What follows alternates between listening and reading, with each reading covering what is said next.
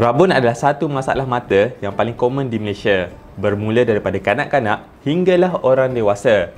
Tapi sebenarnya ada beberapa faktor yang mempengaruhi masalah ini. Contohnya seperti keturunan, bangsa, geografi, faktor persekitaran dan juga umur individu tersebut.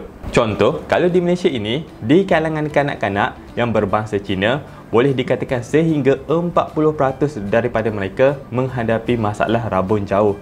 Berbeza dengan bangsa Melayu pula, anggarannya 3.5 hingga 13.9% dan India 15% mengalami masalah rabun jauh.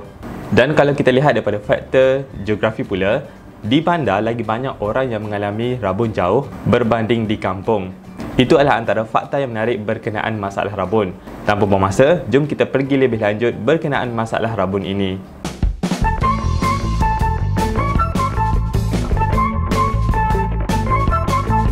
Assalamualaikum warahmatullahi wabarakatuh. Bersama saya, Dr. Ikram. Pada video kali ini, saya akan kongsikan berkenaan masalah rabun. Sebelum pergi lebih lanjut, kita lihat dahulu struktur mata dan bagaimana rabun itu boleh terjadi. Ini adalah struktur mata. Mata ini adalah organ untuk penglihatan. Kita dapat melihat apabila objek yang kita lihat itu, cahaya daripada objek berkenaan masuk di dalam mata dan akan difokuskan ataupun jatuh ke titik retina mata.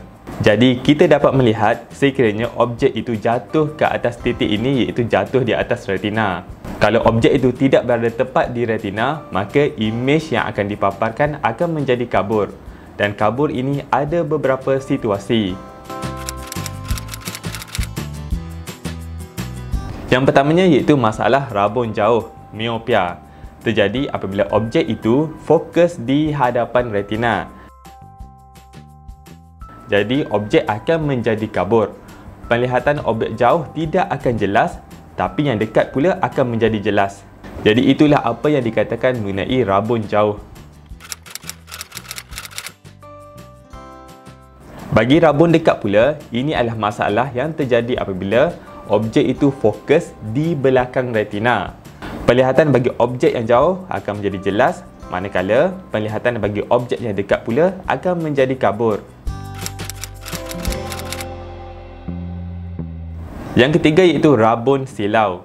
Rabun ini terjadi apabila titik fokus di retina itu ada beberapa titik fokus. Dan rabun ini ataupun tidak jelas ini boleh terjadi hampir kepada semua jarak, tidak kira jarak jauh ataupun jarak dekat. Bagi masalah rabun ini, selain kabur dan penglihatan itu tidak berapa jelas, terdapat juga beberapa komplikasi lain ataupun gejala lain yang mungkin berlaku. Saya ambil contoh orang dewasa, sekiranya rabun itu tidak corrected ataupun seseorang itu mengalami rabun jauh tapi tidak memakai cermin mata, jadi orang itu akan terasa ataupun mata orang itu akan rasa terbeban dengan kerja. Mata akan terasa penat dan bila ini berlaku, seseorang itu akan komplain sebagai sakit dan juga pening kepala.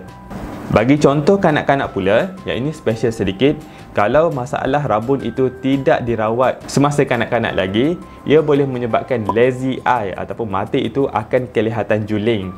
Boleh lihat di gambar ini bagaimana lazy eye ini terjadi.